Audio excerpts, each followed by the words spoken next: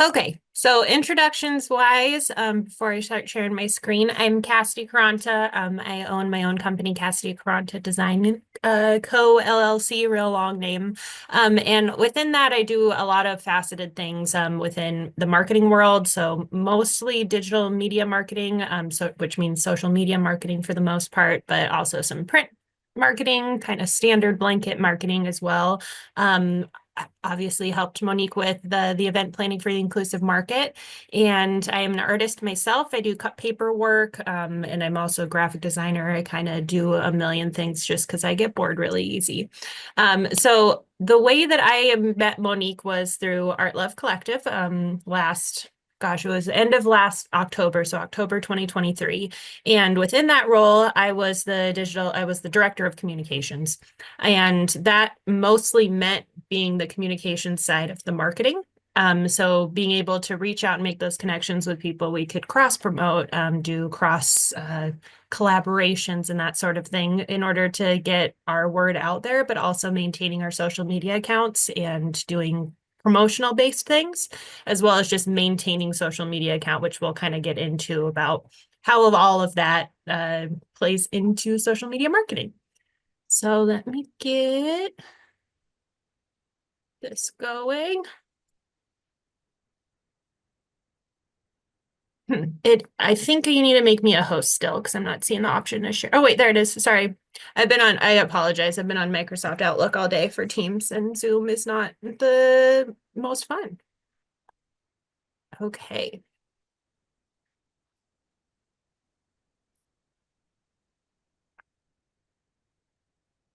So I will kind of start. Let me get my Zoom window away so I can see what I'm looking at. I made just kind of a little bit of a presentation just because I am a visual learner. Sometimes words are harder for me. So if I can make something pretty to be able to show, it's easier for me to understand.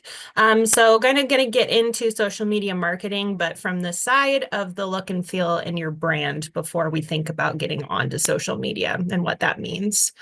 So just a little bit of introduction. Your brand is the key to your success. This basically encapsulates everything that you do. It's not just about the brand of what it looks like or anything. Your brand is your entire identity and the services that you offer, what you're doing, anything you can think of associated with your business.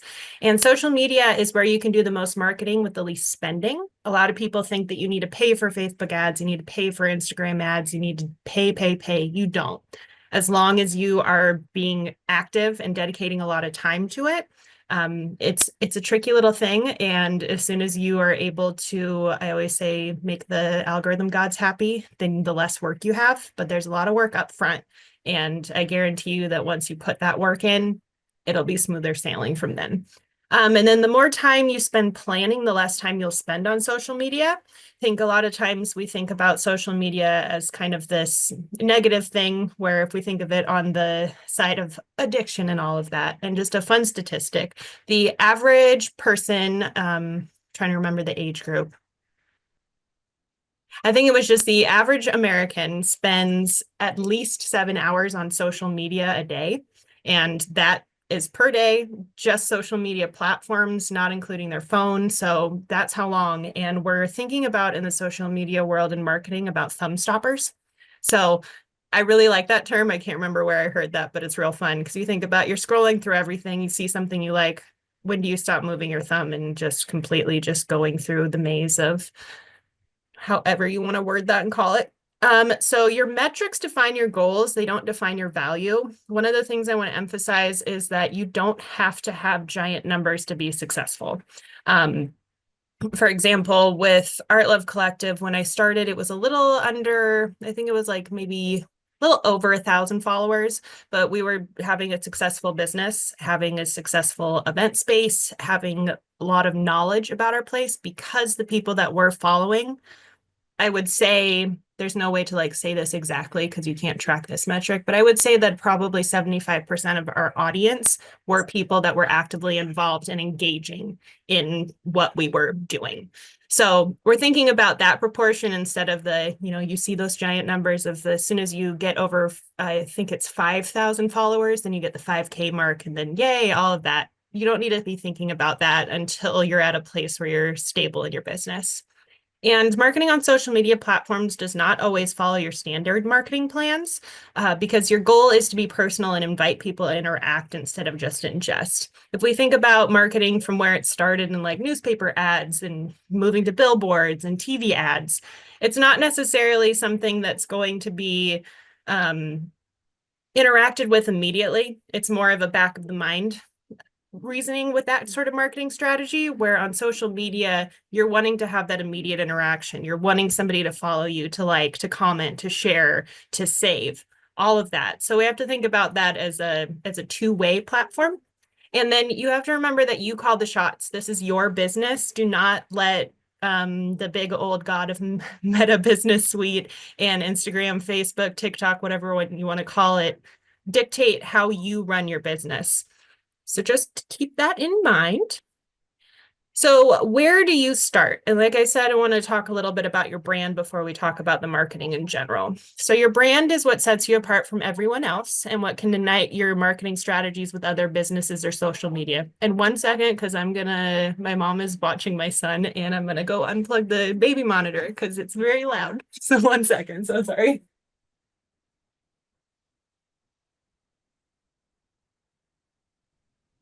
I'm already impressed with Cass's presentation. Yeah. Okay, now I can hear. I'm like, why do I have my mom's voice and my son's voice in the back of my head? Oh yeah, baby monitor. Anyway, okay. So your brand. So your brand sets you apart from everyone else and what can unite your marketing strategies with other businesses on social media. And do your marketing materials match your business? So to kind of explain this better, if you are in the business of massage therapy, what do you want to look at for inspiration? Probably the top massage places here in town or nationally to see what they're doing, how they've defined their badge brand and all of that to find a place where you belong and fit in.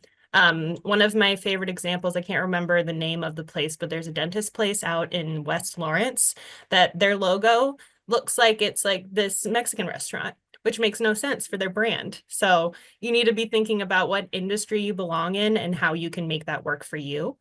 Your voice is everything that includes your captions to the groups and communities that you belong to. So we're talking about marketing from the captioning your stuff right and making sure in any emails that you're sending out, any of that stuff, the actual copy, but also how you're speaking and presenting yourself in spaces like this. How do you represent your business? How do you represent your business when you go to a marketing networking event or to an event like the Inclusive Market? What is your voice and how can you make that consistent? And when we're thinking about the world of social media, how can you channel that through the content that you're creating? And then we'll look at the feel. So how do you want your viewers, customers, colleagues to feel when they see your content? This is a very, very big thing, especially in social media, because we're looking for like an actual emotional reaction. That's the whole point of social media. That's why we see stuff like with now that they've incorporated music that can set the mood and the feel of whatever you're sharing. And you have to think about how do you want them to feel after doing business with you. So you have that initial thing of they see you, then they work with you. How do you want them to feel afterwards? There's two sides to that, and they're very like I would say like second most important. And then the everything that goes into your brand is your look. So it's the first interaction you have with any business, and it's the first impression to happen between you and hundreds and thousands of times on social media. So you think about it, algorithm pushes your post because it was popular in this area. If somebody sees that and they're like, why is this on my feed?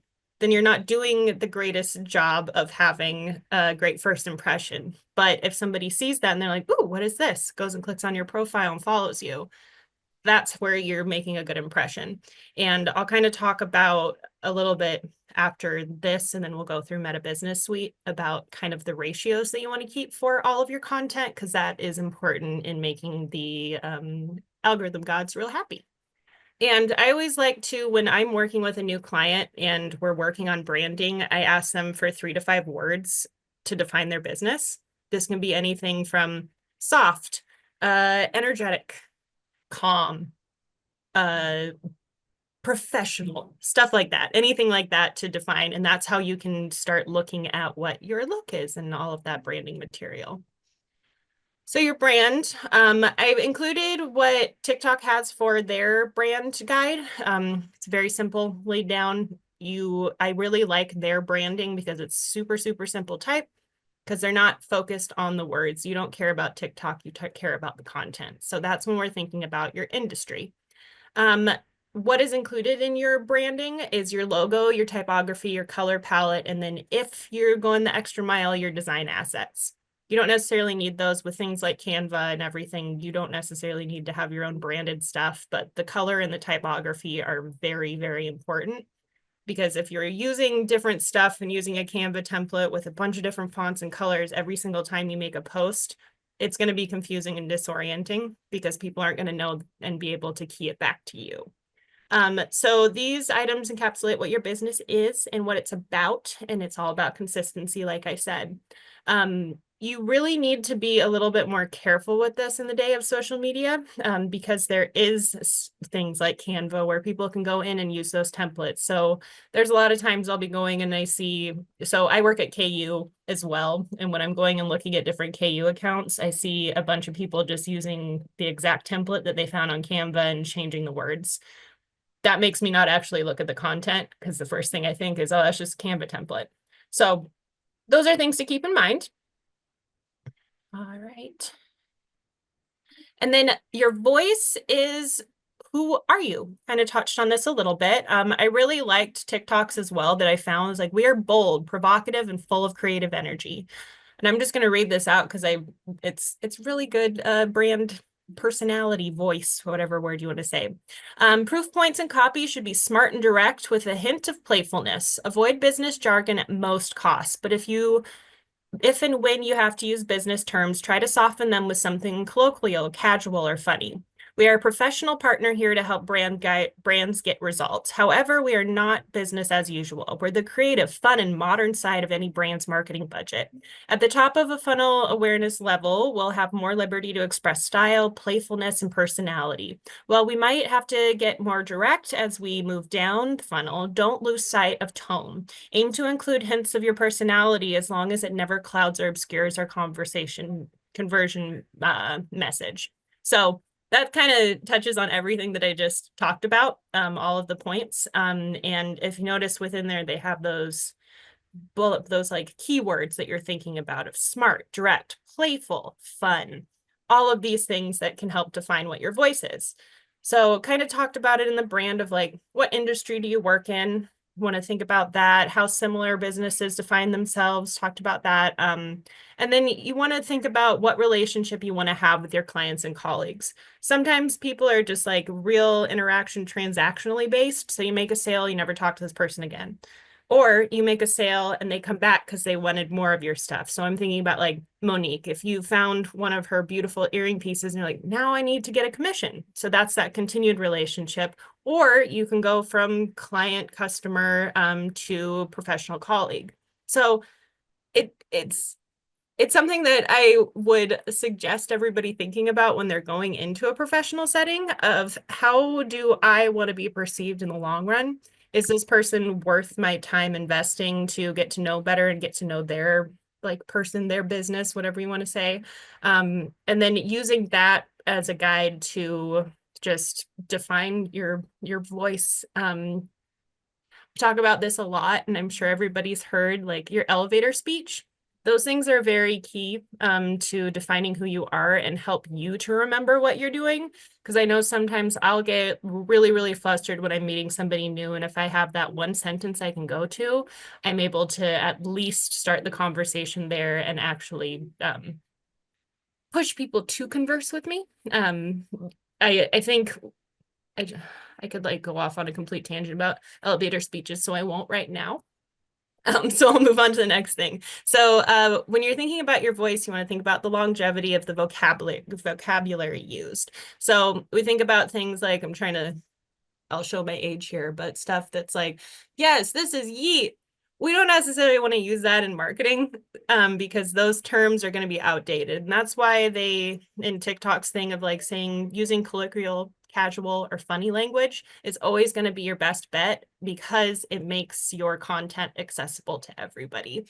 One of the rules, and it might sound like a little weird, but in the accessibility side of communications, you want to be writing to a fifth grade level and below in all of your captioning. And that is because you don't want people to have to overthink about what they're reading. So you seeing like Wendy's post a silly thing on what used to be Twitter, it's easier to comprehend than it is to say, we got the top choice beef that we are so excited to mash up into our burgers and fillet and do all of this. That's too much. They sell burgers. It's like beefy, hot and juicy. Done. We know what you are.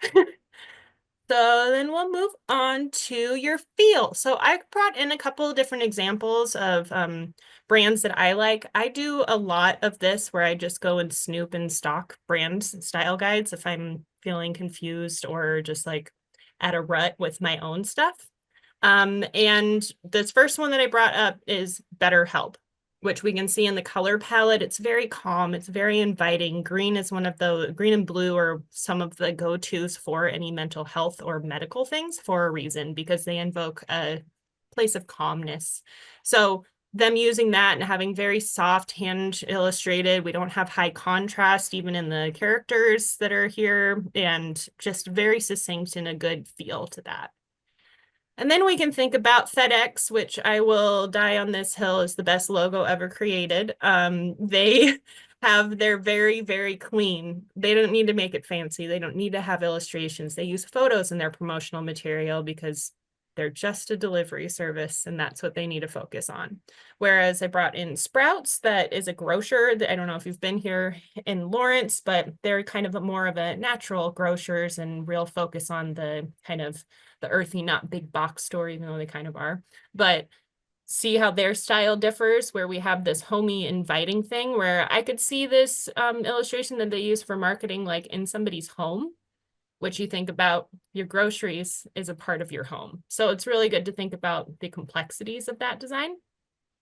And then one of my all-time favorites is Kodak, which has that very, very identifiable yellow. They have always gone and done like this very retro feel that was in during the time that they launched in like the 1970s when kind of went big. And they've maintained that branding throughout. They've never changed it. And that's one of the really kind of cool things about businesses, that they can just go through without rebranding. We think about like what used to be McDonald's when we were kids with the giant crazy colored play places, and now it's all like really sad and drab colors. That changes with times. You don't necessarily need to do that. And I'm somebody that really believes in sticking with your brand and making slight adjustments. So serif fonts are kind of out as a general rule. We want to use sans serif, whereas when the printing block first came out, the only real option was serif. So we're thinking about just progression in design. And this is me nerding out about my design stuff that you guys don't necessarily need to know, but thinking about what's going on currently, you can even literally go in and go top trending designs 2025 or design trends 2025 and go and look and find inspiration. And it doesn't change too much year to year because we as people don't like giant changes and shocks. So you don't have to think about a big change ever. And I also don't want you to think that you have to change. It's nice and stuff, like I said, with Kodak. They've had the same stuff for the last, gosh, how many, like 50 plus years now. And it's worked just fine for them because they don't need to focus on rebranding how they look. They're a camera and film company. Simple as that. So I found some good examples of some brand crossovers that I thought were really silly about to talk about the look of your first and last impression. So all of these ones that I found were team ups of things that you wouldn't ever think about teaming up. So like Peep Pepsi, Hidden Valley Ranch Crocs, Disney, and I think it was Prada, and then Supreme Oreos, and then my favorite, this Lifetime original movie presented by Kentucky Fried Chicken, A Recipe for Seduction. In every single one of those, you can identify the brands. It's a simple image, simple colors. We think of Pepsi with the blue and red, think of Peeps with the yellow, go with that, real simple. So this is where I'm talking about the thumb stopping. I put on here that on social media, you have about 2 to 4 seconds if you're lucky for people to get people's attention. That's just kind of the swipe through, click through rate that people are experiencing. In reality, it's about 1 to 2 seconds for your average person, but I like to put it a little bit longer there for just a little bit of self-talk, self-up, so that you have more investment in your stuff. And what did I write on here? Sorry, I have it covered. So what are your identifying features that people can see and immediately know it's you? Like I said, that yellow peeps, the blue Pepsi, all of that kind of stuff. Maybe finding one thing that is always going to be traced back to you. A lot of times a color is good. Sometimes just a little icon. Your logo works great, pulling something from your logo, just anything to bring back and always define and kind of watermark in a way all of your promotional stuff so that it can easily be tracked to you. On social media, one of the tips and tricks I always say is somewhere on the image, put your handle. So on Art Love Collective and Art Love Continued stuff, I always put at Art Love Collective, Art Love Continued, so that if that image gets shared, which happens a lot where people will share, like save something on Facebook, take a screenshot, there's always that just like hidden subliminal messaging of where it came from. And that's just something to keep in mind just in copywriting and ownership in general. Make sure that people know it's you, to save yourself worry and time of people taking your stuff and just, yeah, all of that. Another tangent. Okay, so when we're thinking about analytics, what are we wanting to track? We want to track your audience, your engagement, and your retention. And it kind of goes through those steps. So the first one is your audience. And the way that it breaks down on most platforms, any social media platform, is it breaks it down to age, location, and active times. Active times aren't necessarily always important, especially like now, because everybody's on social media all the time. And then if we think about it, it's like when people are normally sleeping, they're not on social media as much. So pretty basic stuff, but I thought I'd include that because that does show up on a lot of social media things. And it used to because people were more using it incrementally than they were using it throughout the day. Your location is key. So a lot of the time, like specifically on Instagram, you'll get stuff where it's like, why do I have 100 followers in Tokyo? That's weird. I don't do business in Tokyo. That stuff's going to happen as long as you primarily have your base of like Lawrence, Kansas, Kansas City, if you're wanting to think about like the Kansas City metropolitan area. Determine where you want to do business and provide business, and then you can start pushing there. So then you want to look at your engagement. So this breaks down to your profile visits, external link taps, likes, comments, shares, saves, and watch time. This is how you know how people are engaging and if it was worth your time. So if you spent like hours making this perfectly cut reel with this perfectly blended text and all of this, and you get 3 likes and maybe 15 views, maybe it's not worth your time. But if you go in and see that a picture of somebody at an event where you were making a sale got like 200 likes and a bunch of saves and stuff, then you can realize that that's kind of content you need to be making because that's the kind of content people want to see. And just as a general rule, photo-based work is always going to do better.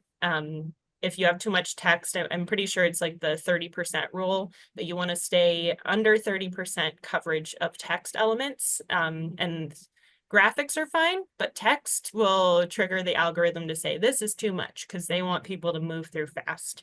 And then once we're looking at all of that stuff, you want to look at your retention, your followers versus follows, and then your total followers. And you need to remember that your growth is measured by ups and downs. You're going to see a big trend, and this is always what every single thing is going to look like. It's never going to be a smooth pike up because that's just how social media works. As long as you're getting, there's not really a percentage to go off of per se. There's some people that say that, but I don't like to look at it that way. As long as you're not going down throughout each month, then you're doing fine. And you don't necessarily need to think about growth when you're first starting out. That's why I kind of started with the branding and all of that. You want to establish your presence before you focus on growth. And that's something that I can talk to everybody like later on because that's a bigger conversation, but just wanted to touch on the bullet points of what to track on your analytics. And then my biggest advice is how do you use that analytics info? It's really smart to make yourself a way of bookkeeping these analytics. Just a simple spreadsheet of tracking down. I like to use Canva to make little templates that I can go and put in, change the numbers, to be able to go back and look at. Looking at monthly is going to be the healthiest for you and the most beneficial for your business. If you're looking day to day, everything it's not really good information to be able to gauge where you want to go to make those goals and all of that. So doing it, I like to do it like on the 15th of the month so that I can go and look and then plan for the month ahead. Just as a general rule, sometimes it's different, but want to go in and look at that. And then it's also something when you have like a big promotion or what is the word? An initiative that you are trying to push within your business, going and checking and tracking that when you have like a marketing campaign instead of just like your daily feed stuff. That's important, but otherwise monthly check-ins is good. Don't overwhelm yourself. And then in those reports, I urge you to include your top posts so that you have an easy frame of reference to see what stuff did well. So like I said, like that the picture of you at an event where you were making a sale, that did great. So then you can put that on the month of October. So you know, hey, I should probably do more of this stuff at least once a month because it did so good here. And comparing those is going to be the best way for you to learn your account. A lot of social media marketing is going to be based on your account specifically. So going and like Googling, what does this mean? Or looking at other places stuff. And Facebook used to on Meta Business Suite, like give you as like similar businesses to yours. And you could look at their basic analytics, but it's not really helpful because it has nothing to do with how your business is working. And you don't need to be thinking about the competitive field within marketing until you have a stable ground, if that makes sense. Obviously, something you want to think about, but it's not like the number one priority.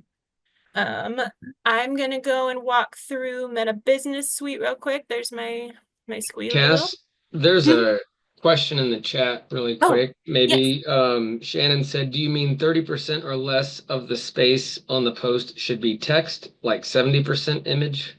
yes, yes. Yeah, when I have it Yes. on the sidebar, it doesn't give me the chat notifications. That's a bummer. But yes, that Oh is. yeah, no worries. I'll monitor it.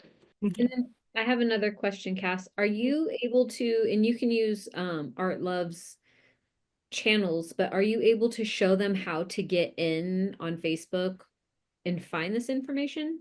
Yes, that's what I've got pulled. Can everybody still see my screen? I just learned so much and I'm really excited about your presentation. Yeah, for sure. I'm excited about that too, because I feel like it's one of those things where when you're versed in it enough, it's not like that exciting. But when you get to talk to new people about it, you're like, look at this shiny new thing I know about. Okay, so this is going to be Meta Business Suite that you can We get to can just by. only see the PDF though still. Oh, okay. I think I need Yeah. to. Why are you being real silly right now? Need to change my share screen.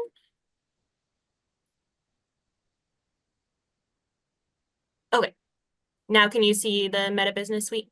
Yep. Perfect.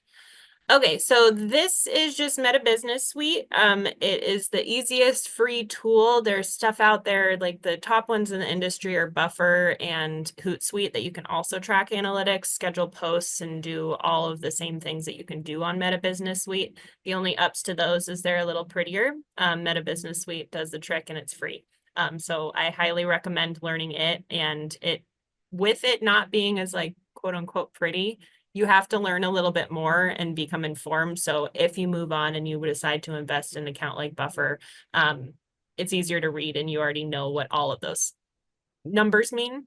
I also like Meta Business Suite because it over information dumps to you. It gives you more stuff than you would ever really need, even at like a high level of marketing. So having more information, I always prefer instead of something dictating what stuff is important to me. So when you go on to Meta Business Suite, you're always going to get the homepage of your overview. This talks about kind of what I went in the PowerPoint of your reach, your content interactions, your followers, and your link clicks. The way that Meta Business Suite and like Instagram analytics, if you go like to the separate apps, they just categorize it differently. So you can also see all of this on Instagram if you just go to professional dashboard. You just have to have a business account, which you don't have to pay for. And then you have all that analytics tracking, which I highly recommend. But for the purposes of this, we're going to do Meta Business Suite.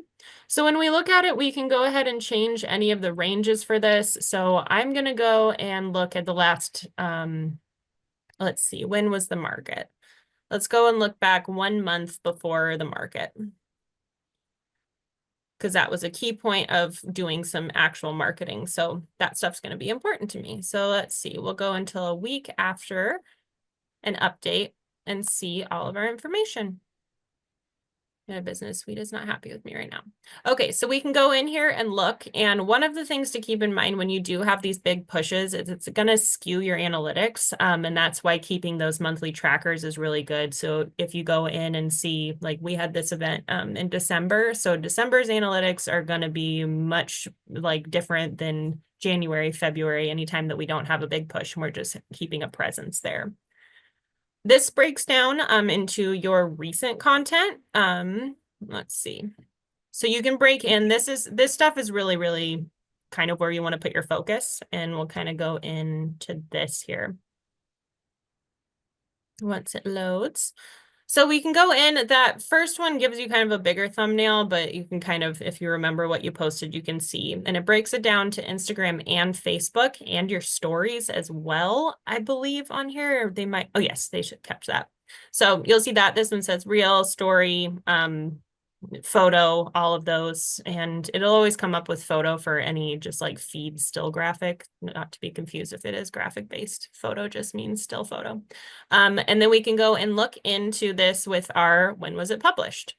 Our reach was, I'm going to focus on this one right now. That was the kind of mid-market recap that we did to promote the second day. So our reach was 687. On Instagram, our likes and reactions were 70, as well as got 2 comments and 5 shares.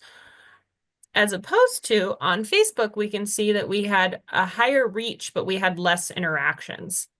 This is something that you want to kind of keep in mind, that I suggest if you have the time, not just pushing all of your content to both platforms. And I will say Facebook and Instagram are kind of the number ones right now for business promotion. Other places, like we don't talk about X because it's just like, it's kind of obsolete now. And then TikTok is not for promoting business. It's just for passing the time. And what are the other main ones? Nobody really uses Snapchat anymore. And I know there's one more. Oh, YouTube. YouTube does marketing for businesses, but like that's a whole different side of things, obviously, because it's video based. So Instagram, Facebook is where you want to put your most attention. And then, like I said, Meta Business Suite is free for you to be able to look at this.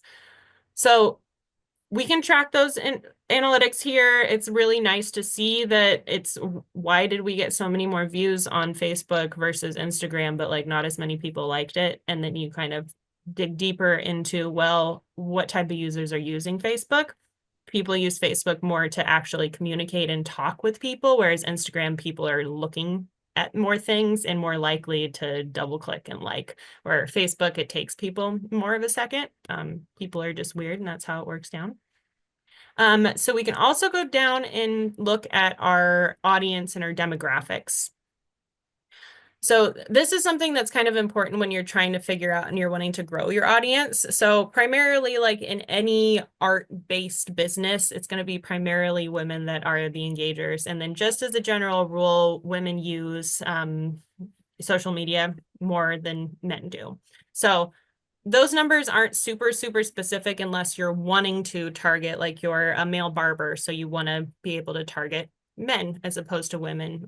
That's when you would look at those sort of things, but I honestly, that's not something that I care about at all, that gender based, but it is nice to be able to see that. And you can see the populations where we're on, yeah, so we're on Facebook right now, and this makes sense about for our demographics at Art Love. That's kind of the age range that I would expect to fall into, that we're not going to have a lot of young viewers. We're going to have people within these like 3 middle markers. And then if we go to Instagram, I would imagine, yeah, I was going to say there's probably a few younger users, and that's just because the user base on Instagram is younger than Facebook. Doesn't necessarily have to mean that that's because of like our business and all of that. So we can go in and look at our trends. So we can see that I really like how this one breaks it down because it used to show, let's see. It used to show 2 lines where you would see your unfollows within it. And I like this now more where it shows like this graph of instead of listing that you have unfollows, you can follow that graph. And then we have those most active times, like I said, there's like most people are just like on social media all the time other than those like normal sleeping hours. So you can look at that, but it's not the best on here. They do have, and this is more of a meta marketing itself for you to pay to campaigns of like your potential audience of if you did this. And this is just for paying for ads, which it makes no sense. It's like, why would I compare Walmart or Ellen DeGeneres's stuff to mine? Because it's not worth the time. So you don't really need to think about that. Look at that potential audience one there. And then there was one more thing on here. I haven't walked through the new steps since the new launch, so it keeps trying to tell me, but I refuse. Okay, so we can go in, and one of the nice things that's built in just to get you started is this weekly plan that Meta Business Suite will make. So based off of what you're already promoting and kind of based off of whatever the computer thinks is going to help you, it makes this plan for you. So we have higher numbers just because our account was super, super active for like a year, almost a year. So it's wanting us to do 8 Facebook posts a week, 10 Instagram posts a week, all of that, which is silly to me. Because the general rule is you should have at least 3 posts per week. And then at least I would say 3 to 5 stories because those are super easy to do. And then try to incorporate a video at least 2 to 3 times a month. Videos are kind of the push that a lot of social media platforms were like wanting because it keeps users engaged and on a thing longer than it does like looking at a picture, just common sense there. But they're not as important anymore. The trend in social media with using reels is like those are more now for just that filler content and falling into the line of like what we see on TikTok instead of doing like a product is like, look at my beautiful phone, all of this like ads we see on TV. Your feed is where you should focus your attention. I wouldn't recommend unless you do a lot of like actual like video, like your services are video. You don't need to be doing that. So this is really nice. And then one of the things that's cool about this is if you do all of this, you get points through Meta Business Suite to give you ad spend.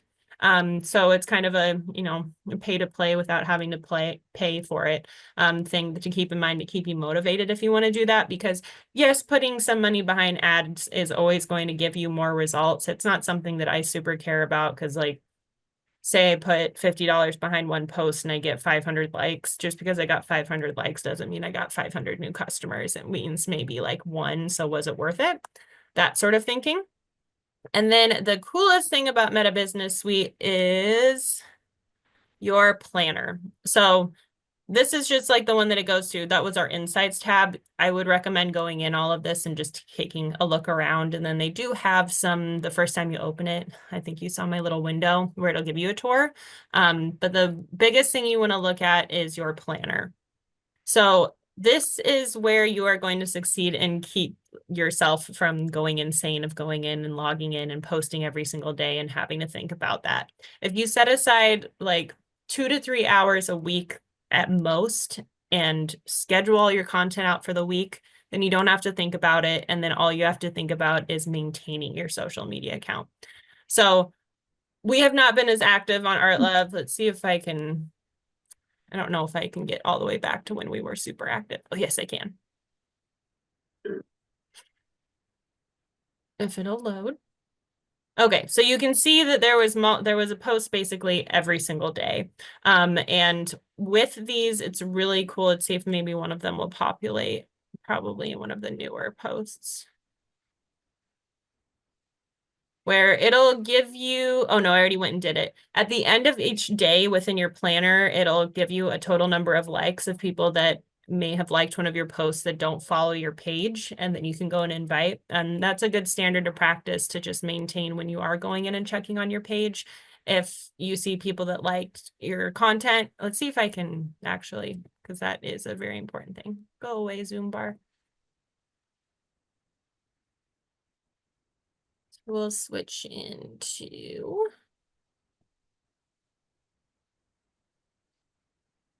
let's see. Okay, so if you go to your page, you can go to any post, and then we can see on here our likes.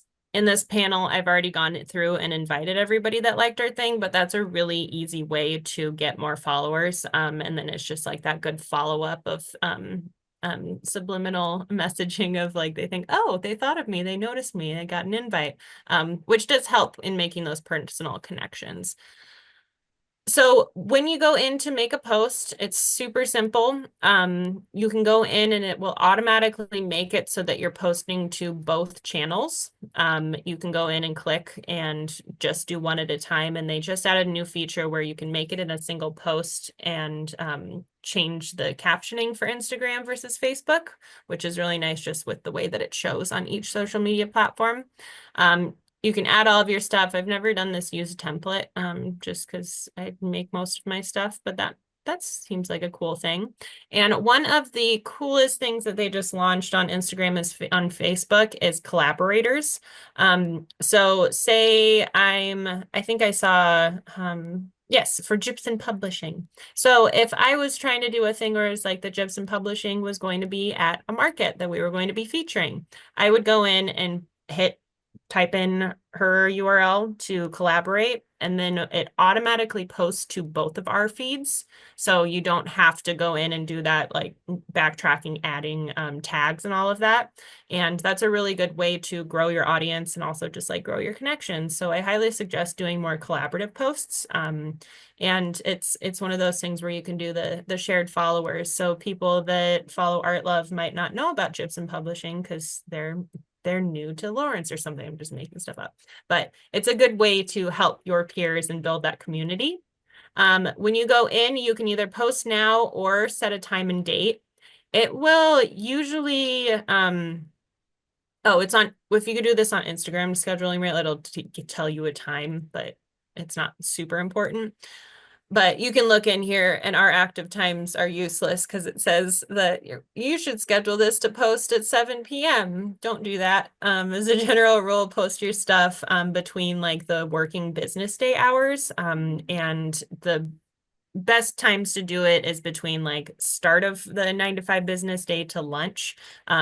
Scheduling stuff after 12 p.m., 1 p.m. is not really going to get seen that much, but if you do it earlier in the day, then it will organically get on people's feeds. But I will say, if you do post something later in the day, then it has a whole night, overnight to marinate, and then it will be able to get pushed the next day.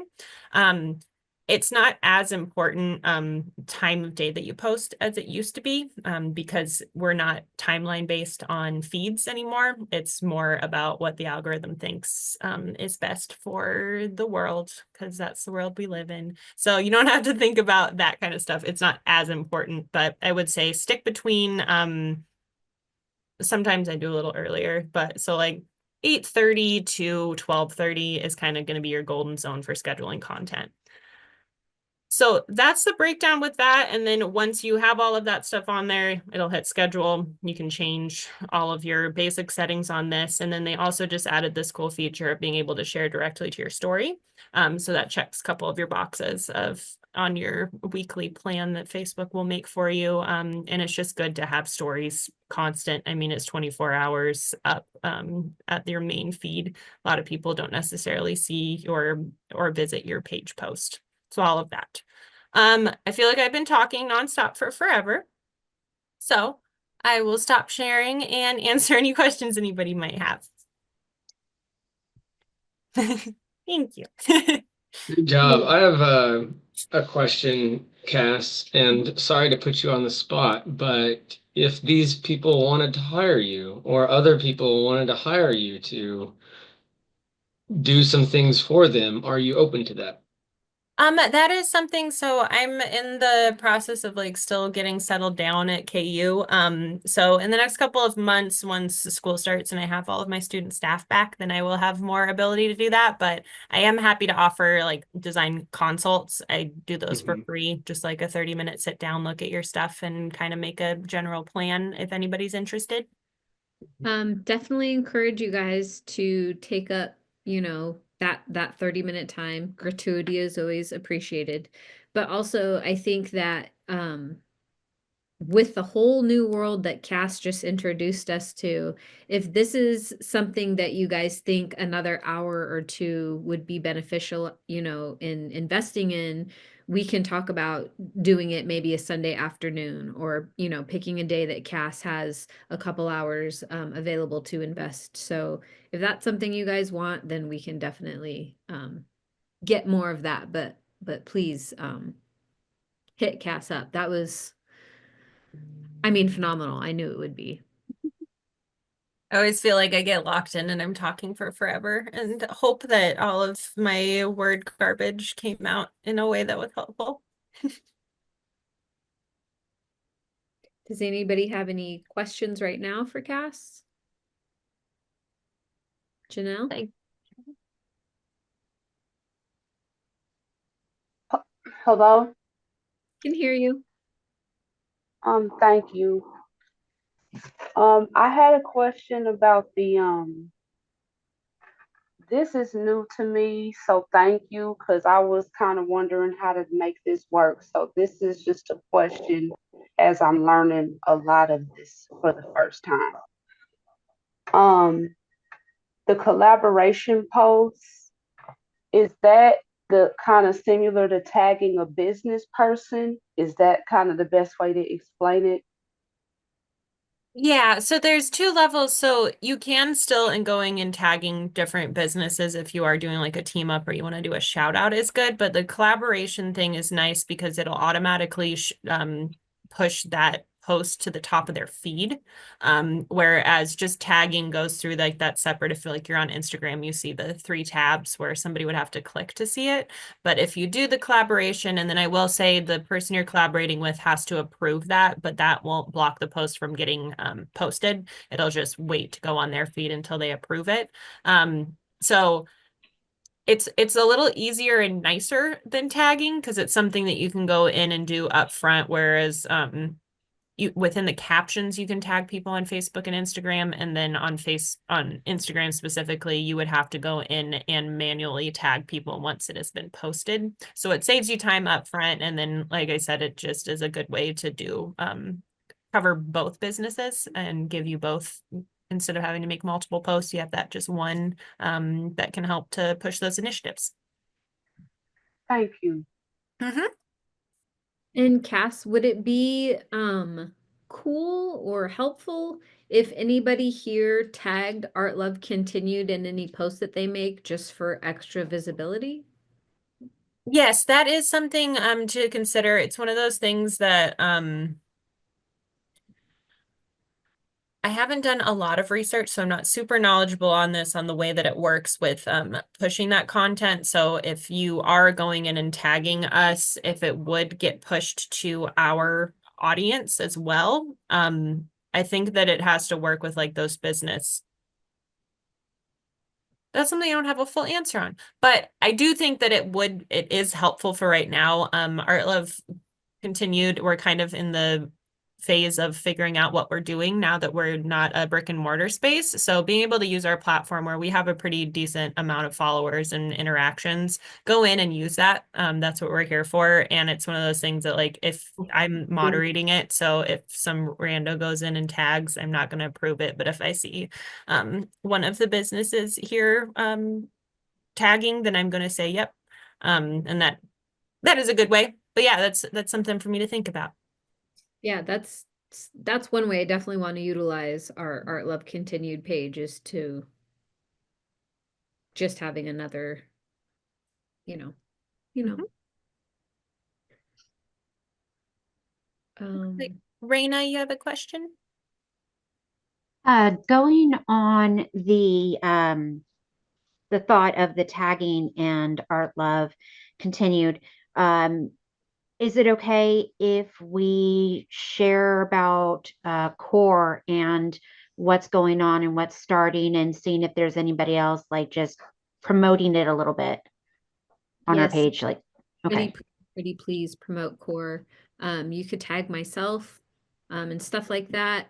Core's Facebook page isn't really up to par. That is a conversation that I look forward to having with Cass and Kyle when Cass has some time. But yeah, and until then, definitely, you can tag core, you can tag art love continued, you can tag me, and those are definitely things that can just have more visibility, just get more eyes on them. Like I said, this is only going to work if we, actively are networking and intentionally weaving, ourselves together. So Thank you. Yeah, and I will say one thing that I forgot to touch on with all of this, that like outside of like all of your content and all of that, going through and making sure that you are interacting with the social media platforms is super important. So if all you're doing is posting and pushing stuff out, it's not going to do as well as if you go in and post and then you go and look at people's stories and like and comment and all of that. It's just going to organically, the computer behind Instagram and Facebook will start pushing your content more. Dell? Hey, Cass, thanks again for today. I got a lot of notes. So I have a question. I don't know if you would know much on it, but I've noticed with Facebook, the marketing is actually a lot easier. Whereas on Instagram, like I don't get the hashtags part because I see people who have maybe 100 followers, no hashtags, but they get like thousands of likes. And then I see people putting hashtags and they're getting 0 likes or 0 comments and only bots saying, share your pic with me in Kansas City. So, like, how do the hashtags work and do they still work? Like, are they pointless? Yeah, so this is funny because I was just having this conversation with one of my friends last night. Hashtags are not really necessary anymore, because Okay. algorithms have learned, like the AI behind them has gotten so smart that it's going to push the content that you want to see, without following those hashtags. Because it used to Okay. be like when they were first introduced, it was a way to be able to go and find, it's like, oh, I want to go find cut paper art. Go search the hashtag cut paper art. I don't need to do that because I consume and see that, so it automatically gets pushed to my feed. And you can thank TikTok for that, for pushing away the hashtags that you can still Okay. use them. And there's certain ones where, like when I'm posting on my personal art page, I always do like hashtag Kassidee art just so that I can have that collection there. But it's not necessarily, it's not important to go in and have those thousands of hashtags. And it seems like I have a suspicion that there's going to be a new update coming out here soon on Meta platforms, because there have been some weird things I've been noticing in how it's showing content. And I'm thinking that it's going to start pushing away from the hashtag thing. And then with that, you can also see, like, if you are going to use hashtags, the general rule, don't use ones that have over like 10K posts for it. Like going in and trying to think of like or it's like one that I like to use a lot on my personal TikTok outside of this is like boy mom, but it'll have like 4.6 million like people that have done it. So it's kind of Mhm. useless to do it then, but I still do it because I want to. So that general rule of like 10K or below, and then if you can find some that are maybe within the hundreds, that will actually start pushing, and that's where hashtags can work. But I wouldn't worry too much about them, honestly. Tagging your location is going to be more important than doing hashtags. Okay, cool. That helps so much. Thank you. Yes, Megan? Sorry, I couldn't find my raise hand button on my on the app. But I had a question, not so much about social media, but more so about just tonight meeting and seeing all of you guys, some of you for like the second time ever. And I would love to do trades and collaborations with you. And I know, hi, sorry. And I know that we have you were going to put together that thing where we all could connect with one another. Is there, like, I know that that's in the works, and I know on the Art Love collaboration, or excuse me, continued, there are posts with all of our logos, but I don't know like who is actually who. So if there was like a way, Kyle, I think you were touching on that, but I think that that would be really awesome because I know even in the next like week, I would love to do collaborations or reach out with at least half of you. Yeah, that's something, Monique, I don't know that we finished having that conversation, but I think we could probably pretty easily make a spreadsheet of everybody's name and business and maybe just their email. Yeah, no, I think it would be really cool if we did name, business, email with a picture of our faces and just start collecting that to put on the core page because I need a face with a name. I'm that kind of person. And I started that list when everybody was going around doing intros. I was kind of jotting down notes and names and all that kind of thing. So maybe that's a takeaway for, Monique and I as a start is like to Yeah. connect on this tomorrow and start completing that list and then ultimately send it out. Yeah, definitely. And again, Yeah, like there. Go sorry, ahead. go ahead. I was just gonna say there's a whole meeting that needs to happen between Cass, Kyle, and I in order to get a whole bunch of online social media web page stuff done. So there's a lot of moving parts here. A lot of stuff to do. Go Yeah, ahead, and Cass. I will say, with that, so like my first idea is like we already have the core website that we can do a directory, kind of like Lawrence Chamber of Commerce has, for people to be able to go, and then we can, without having to pay to be in there, we can have people listed. Yep. Absolutely. And we've already designed what that structure looks like. So it's kind of like stubbed out on the back end. We just haven't done anything with it yet. But now we get to. Um, and even before the fancy version, if you will, like the online pretty version of it is done, we could still at least share a spreadsheet of it so that people can start to act Absolutely. in the near term. Yeah. And if you, yeah. Hmm. The Google Doc version versus the pretty online version. And then I'm just putting in the chat. I saw a couple of people say they didn't grab one of the brochures, so I just sent you guys the PDF print file of that has everybody's names listed. Thank you, Cass. And yes, Astrid, there is a whole meeting that Kyle and I would like to have with you as well. We're trying to set more of like a footprint down of what we're doing here with these roundtables and how they work. And then we want to meet with you and see how we can turn that into a translated offering to the Spanish speaking community. Yeah, thank you. That's Thank I you. yeah, I meant to mention it already. Oh, I didn't mention that I'm a translator. Like I'm technically, and this is weird, I don't know, because I never know anything about this, how the city, how they work, but I literally went to the city of Lawrence and I gave them my information. I'm a translator.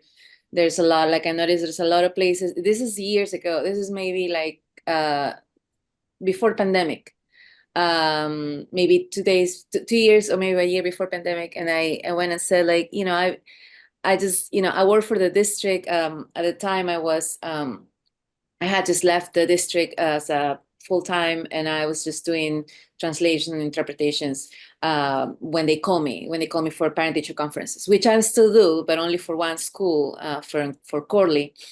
But they tell, oh yeah, they told me we have a roster for translators in the city. I said, oh, okay, can I be added to? Yeah, sure. And they told me that I actually got an email, I think, saying I'm in, but I never been called, I never been reached out, ever. Thanks to another organization, is that I was hooked with the Lawrence Public Library, and I'm currently, like right now, I'm translating the official resource that they have, but just like city resource for people in need or whatever that they need. because it's the one that I translated is out of date, so I'm updating it. But it's, I know there's needs out there, and I don't think many people realize. So anyway, that's No, I'm on it. It's definitely on our radar. We, as a matter of fact, were just talking about it the other day, but we both recognize that we need to know how we're going to run this before we complicate it by passing it all on to you. I want to give you comprehensible, this is how this is going to work, and then you do your thing. But yes, that conversation is going to need to happen because I got you, girl. And I guess to that point, Astrid, about like adding that to your profile, I think probably I did my best to like jot down as much information as I could as everybody did their intros, but there's no way I did a complete thorough job on that. So it would be great to have everybody then take a look at that Google sheet and then go in there and fix it, and like take it over and tag yourself appropriately for all the things. And then ultimately that'll migrate its way onto the core website, with all your pictures and everything. So I'll maybe create a version that we can all edit. Yeah. I was going to say, or do you want me to have people just put like a blurb and a picture to my email, and then I just start collecting them that way? Down with any process that works, whatever's the easiest. We could share that spreadsheet out. Okay, well, here's my But email address. If yeah, it's easier for you to just write a short blurb about your business, your offerings, your services, and a picture that you want to use, we'll start collecting that stuff so that, when we're ready to edit the site, we'll have it on hand, ready to go. yeah, that'd be so helpful. I was I'm gonna really ask excited. Look Cass how one many people more. are here. Yeah. Oh yeah, tremendous. And Cass, you did a great job, and Super great job. Oh, really appreciate you doing this. you stop recording. Yeah, I was gonna ask Cass one last question, I guess, slide it in before the recording is stopped. Have you experimented much with boosting posts? Do you do that ever, or is your focus mostly all organic? I focus more on organic just because I most of the work that I've done has been for smaller businesses and nonprofits. So that's just where it goes. But I do have Yeah. experience with boosting. And if anybody is interested in putting some ad spend behind their stuff, can have that conversation. And I would urge you to move towards ad spend on Google as opposed to social media. But happy to have that conversation of marketing outside of the social media world. Can I say something? I experimented that one time when I was helping run for the Peruvian Association, Kassidee, for an event that we had, and I think we pay. I forgot, it was $5 because it was just one event, but we kept seeing after the event was over, we kept seeing the announcement, and then like I was wondering why, because I didn't pay because somebody did, so I don't know really how that works. So I was wondering, like, why would I see the event is already over? It's been a month, and I don't know why. I don't know if somebody else paid more, and that's what it kept being posted. I don't know. I only noticed it one time, so I don't know if Yeah, and I will say with that, so the ads on social media, you have to be careful about your show dates. If you try and do and boost an ad before, like say you're trying to promote an event, you have to do it within a certain amount of days before the event, or else it will get blocked, or it will just cut some of your budget for that. And then if you don't change the date, so say we'll use the inclusive market as an example, the event's over on December 22nd. If I put an ad spend in there that I forgot to change the date and it's going through December 31st, and that's just a waste of my money. So it's mostly just keeping track of that stuff. Google is a little different because they have timed windows, but it's not by date. It's more by, think about it as a bigger window. And that's why people, when they do like Google ads, it's more of a business promotion than a specific event or a product promotion. yeah,